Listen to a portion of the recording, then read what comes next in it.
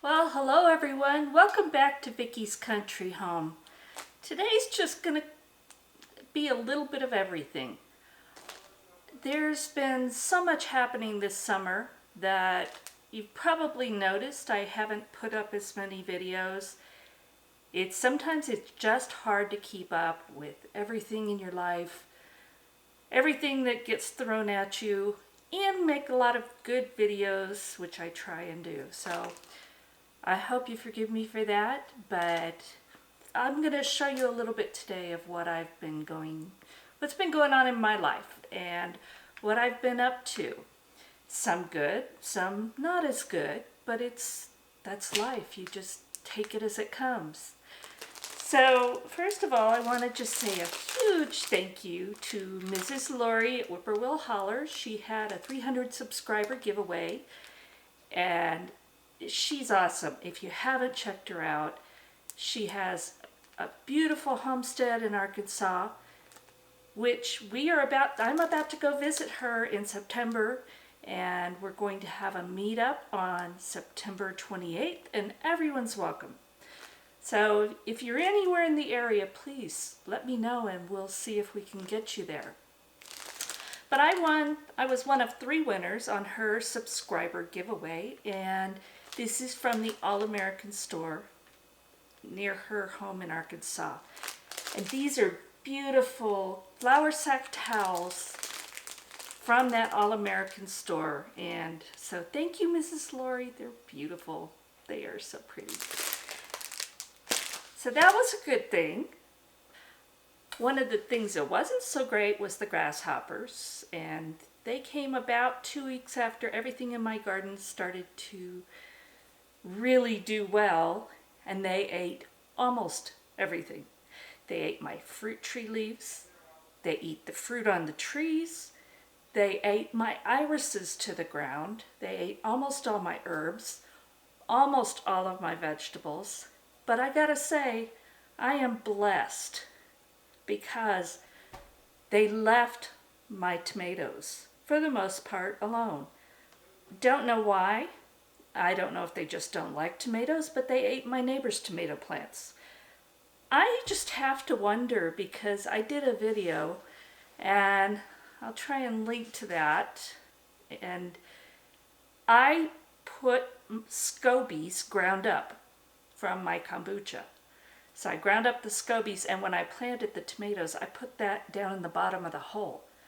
I'm wondering if that didn't help. I have no idea, because my tomatoes, not one of the plants was destroyed. Now, they were challenged, but they didn't eat all the plant. They ate potatoes straight across to the ground. I don't know if those survived or not. I haven't tried digging them up yet. They ate some of my pepper plants, almost all of my bean plants, onions, you name it. So it's just weird that the tomatoes did okay. And all of a sudden, now that we finally got over the extreme heat and some of the smoke, we still are having a lot of smoke, I'm getting a lot of tomatoes. Mostly I planted Romas this year. Let me show you some more.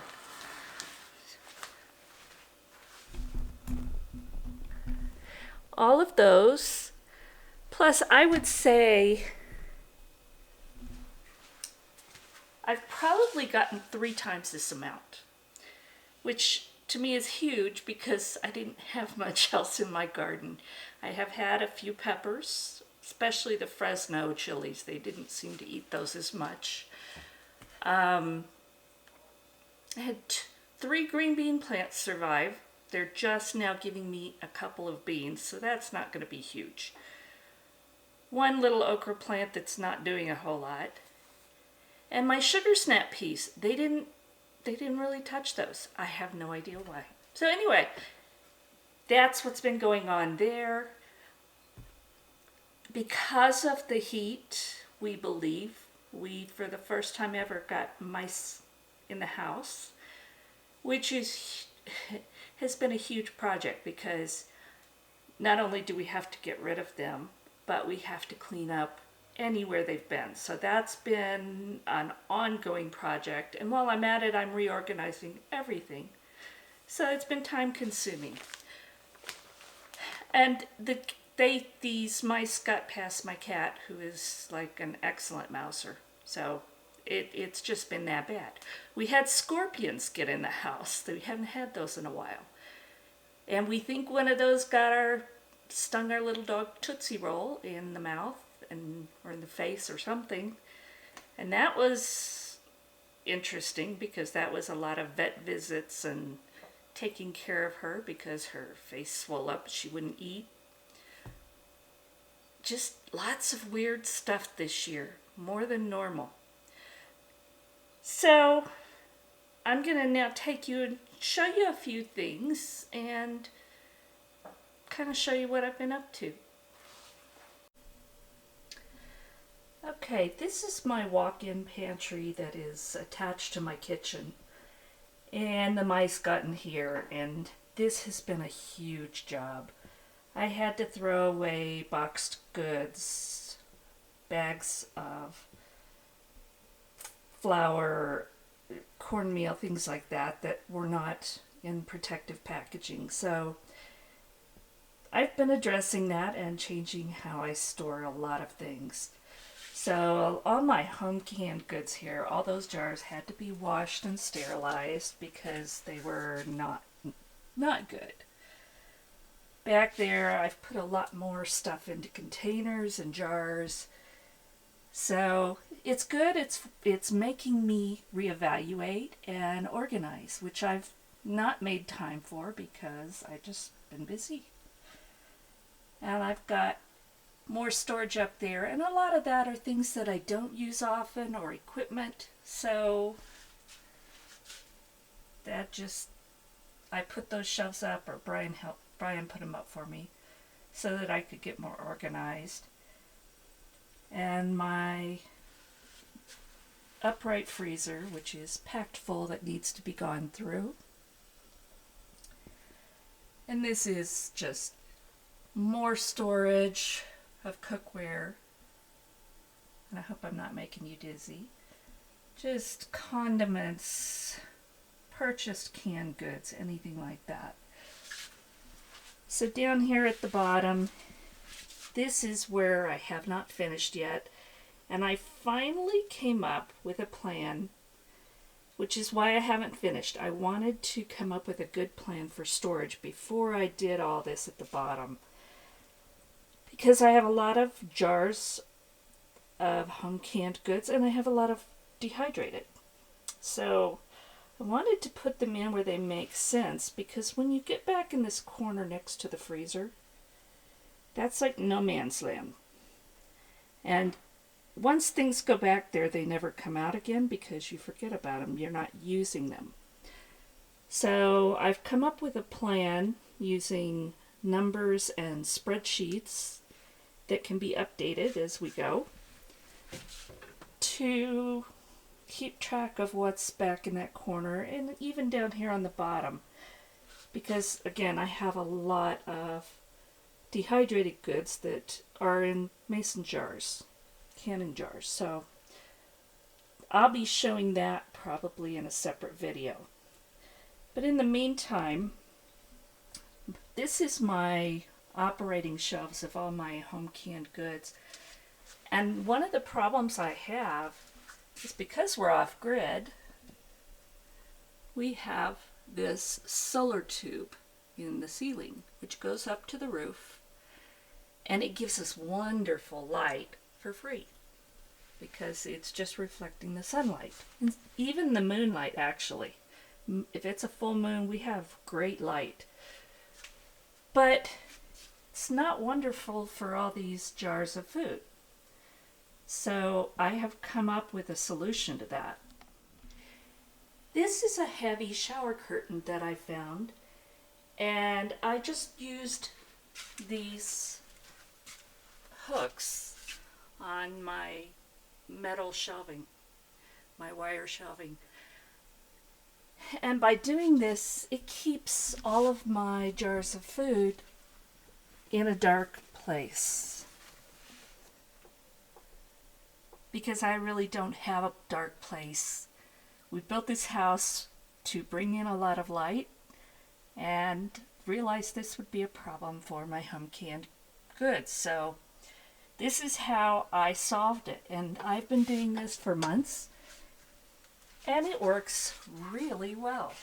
So just an idea, if you have a similar problem, this will keep your home canned goods in a darker place and more nutrition and without losing the color. This is more of my extended pantry. And although the mice didn't get in here, Shayna went through this and organized it to give us just more idea of what we really have. And now we're going to inventory this so we have a better picture. It's really bright outside. Thankfully not too much smoke today. We've had a lot of smoke all week, so I'm very thankful for a nice day. And the cat is at my feet wanting attention. Hi there, kitty. Hi, buddy. So the grasshoppers got us pretty good this year. These roses, they didn't get that many leaves off the big rose bush, but the minis and everything else, the herbs and everything planted there, they got them pretty well. But they're all coming back, and so I'm very thankful for that. They're starting to actually bloom, which I haven't seen all summer, so I'm loving that. They ate a bit off the grapevines. They maybe a few less leaves than you see right now because they're starting to leaf back out. But they ate all the grapes, so those were totally gone. Except there's one little bunch that I think they missed. We'll hopefully be able to get those. That peach tree right there, they ate a lot of the leaves, and it's starting to get a few back too. They ate almost all the fruit except for what I managed to pull off that was not ripe. But at that point, I just wanted to stop the infestation, and the more I left out here for them to eat, the more they ate. So it's not pretty, but they survived. These are my fruit trees, and this was almost complete loss. I thought I had lost all of them. And you can see by that one, our winds here can be horrendous. So even staking them, they ended up going that far over. But these trees were completely defoliated. There were no leaves left. And I had quite a few apples and cherries on that tree out there that were entirely gone. I did pick some apples off just to get the grasshoppers off. And this was a newly planted apple tree that I thought was completely dead. I had actually given up on that one especially. We kept watering, and you'll see there are some leaves now coming out. So, is it enough to keep them through the winter and help them survive? I sure hope so. I'm okay. I think that the cherry's going to be okay. And this front apple, but the one behind it, we'll see. It looks like it'll make it too. This was a rhubarb, and it was one of the first things they ate, so it might come back because they usually have strong roots. We'll wait and see next year. And this is horrible, the weeds especially, because I've just let it go because there really wasn't much in here a few weeks ago. A couple of rose bushes that they've pretty much had eaten. But that one's coming back, and there's one back there that looks like it might make it. But they ate my irises to the ground. They everything. I had hollyhocks that were looking beautiful. They ate those. Russian sage, which nothing eats. They ate that. It is coming back a little bit back there. But it's not very, it's going to take it a while. Right there is my heartbreak because that is the one lavender that has survived our winters. And it was absolutely gorgeous. I see a few sprigs that may be coming back, but I'm just hoping that it survived because I absolutely loved that lavender. And there was a giant rhubarb back nestled in the rocks. That went to the ground too. And this is my main garden. They ate all of my newly planted spinach, chard, everything like that. But I had these 2 chard left from last year that had leaves, and I just figured I'm just going to let them go. They didn't eat those. And I now have just let them go to seed. So I figure that can't hurt. They had eaten my asparagus, all of this ferny green stuff. This wasn't here 2 weeks ago. They had eaten it, and they were just some brown stalks, nothing else left, no leaves, nothing. Well, it's coming back, thankfully. And I actually could have harvested a few stalks. Last week I saw a few that we could have harvested. But I'm just going to let them grow because I want them to make energy so it will produce next year. And this entire bed was potatoes. But they mowed those down. So I'll be digging this up in the next few weeks just to see what, if anything, made underneath the ground. And these, all of my tomato plants. So I've lost one that was getting blight, and I've got a couple more I need to trim. But I'm so thankful that they survived it. And there's some peppers down here and on the other side. Although they ate some of the pepper plants, so go figure. But I'm getting tomatoes now, but I'm also getting hornworms. So go figure, it just doesn't stop. So you'll see, like right here, they have just cleaned all the leaves off of it. So I'm coming out daily and looking for those little critters and dispatching them because they can wipe out your entire plant in a night. And after everything I've gone through to get this far, I'm not giving it to them. So, but I still have a lot of green tomatoes, and I've been taking in tomatoes almost every day. They didn't get this original Greek oregano.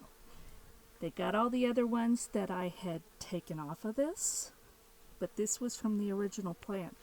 This one survives everything. More tomatoes. And most of these are Roma and San Marzano because that's what I'm going to use for canning mostly. So, and a couple more peppers. This is what's crazy because one of the first things they ate was all my bean plants that were from the pinto beans that I planted. And these are the ones that survived right here. There's 2 there and 2 down there. And I am just now getting beans. So, let's see. Yeah, there's a little one right here. And there's probably 1 or 2 more that I'm not seeing. So, a couple days ago, I soaked some more pinto beans. And I did some kidney beans too. I thought, why not? I have nothing to lose at this point. So I soaked them overnight, and I've planted a whole bunch of them on all these pots. So we'll see. I don't know if it's too late to get any or not, but what have I got to lose? And I've got some red coming through in a few of them. These are more Roma tomato plants that, again, everything I planted with the kombucha SCOBY has survived. It's crazy. Maybe it's some other reason, but they ate my neighbor's tomatoes. So they survived. This one tomatillo out of, I think I had 5. This one survived. I haven't got any yet, but I've got a whole lot of blooms. So we'll see what happens there. They had almost completely destroyed my strawberries, but those are coming back. I didn't get any strawberries, but hey, at least they didn't kill my plants. And these are these crazy sugar snap peas that they didn't do anything to. And you'll notice the weeds, I've just let them go. We mowed them down because honestly, with the smoke and fires and grasshoppers and everything else, we just didn't come out and do it. But you'll see, I am getting so many of these peas. They're just all over, and I've been out daily picking them. And somewhere in here is great big praying mantis. So I was very careful that with everything I did to fight the grasshoppers, I didn't destroy the praying mantis, which I'm thankful because they help. They did just almost completely devastate all of these raspberries. All those raspberries and most of the blackberry. I didn't get any berries, but you know, at least they're coming back, which, you know, with raspberries, blackberries, they're pretty hardy. So this is my very sad looking garden this year. But I'm still thankful. Look what I've got. And just to show you, looking here at the ground, we can't irrigate it all, so there's no way we can put in a lawn or anything like that. And this is totally covered with weeds every spring. So we make multiple trips out here with a trimmer and cut this to the ground. You can't use a mower or tractor because there's so many rocks you could spark a fire. So one of the reasons we do this also is the green weeds in the spring dry out, and in the summer you can see out there that's what they look like. And that is highly, highly flammable. It's called cheatgrass, and it burns very hot, very fast, and is huge fire danger. So one of the things we have to be aware of is cutting that all to the ground. So we have mostly bare dirt or some stubble. But that also helps protect us, because if you look at all those hills back there, the front hills have some green on them. But the ones behind, that's not shadow. That had all burned this year. We had a huge fire that went for miles, and it just followed those hillsides and behind them. It was huge. And one house burned and a lot were threatened. One of the reasons we don't have the same kind of damages that the California fires have. We have all the risk. We have had no rain this summer. And it has been very, very hot and windy, which are all fire hazards. But one of the reasons we survive better is because we do, in this area, we make sure to clear space around us. If we didn't do this, it would give the firefighters a much, much harder time trying to keep the fire from our structures. It might burn all around us, and it looks like a little island of houses where they have saved them. But in most cases, it's because the landowners have gone out and just spent days cutting down this dry weeds. So we are so thankful for the firefighters. They did an amazing job. And you see the fire ended about there. But if you go, this is many miles because in the desert, scale is off. But way over there is where the fire started. So it was scary. We had a lot of friends that were at risk, and we're just thankful that out of all of the houses threatened, only one burnt. 2 were damaged. And this was my squash garden, squash and melons. The only thing surviving, and it was damaged quite a bit, is Brian's hop plants. So again, grasshoppers have made this a difficult year, but we didn't lose everything, so we're very thankful. In fact, I see just in the last few days it's making a few hops. You'll be excited. So with all these challenges, why do we do this? Well, look at this view. Listen to the quiet. You hear the birds. You hear me walking maybe through this dry stubble of weeds that were cut down. You hear my wind generator turning. But this is why it's worth it. This is what I get to see every day. And I'm thankful. And this is what I see out of my back door.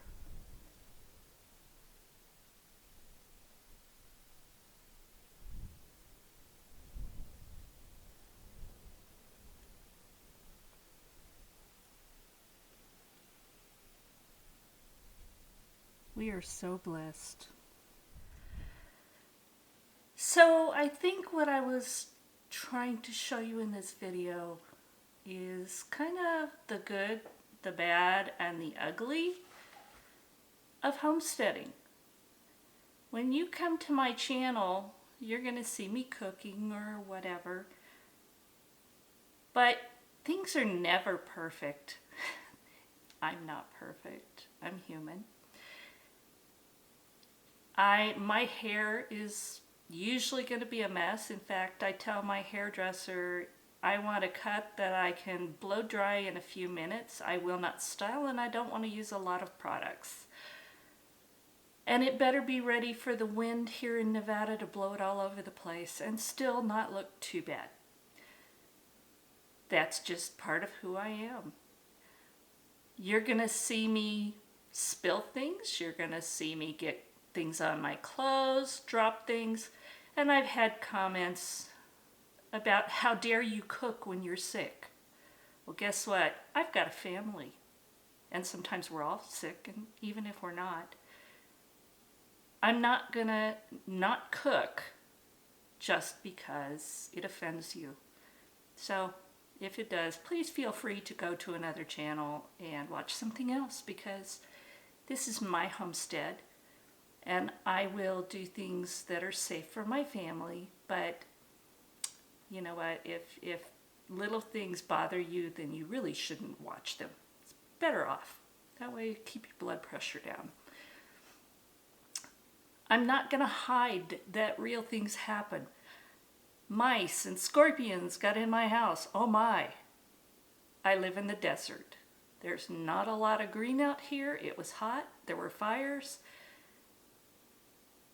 And you have to deal with them. They get in your house. That happens sometimes. You get rid of them, you clean up, you move on. That's how you deal with a homestead. So I hope that this clarifies for some people. I have a nice home. I have a wonderful family. We have so many blessings, but we have a lot of challenges, and I won't hide those from you. That's life. So anyway, I hope it gives someone encouragement that may be going through the same kinds of things, or maybe not the same kinds, but going through challenges in their home, their life, their homestead.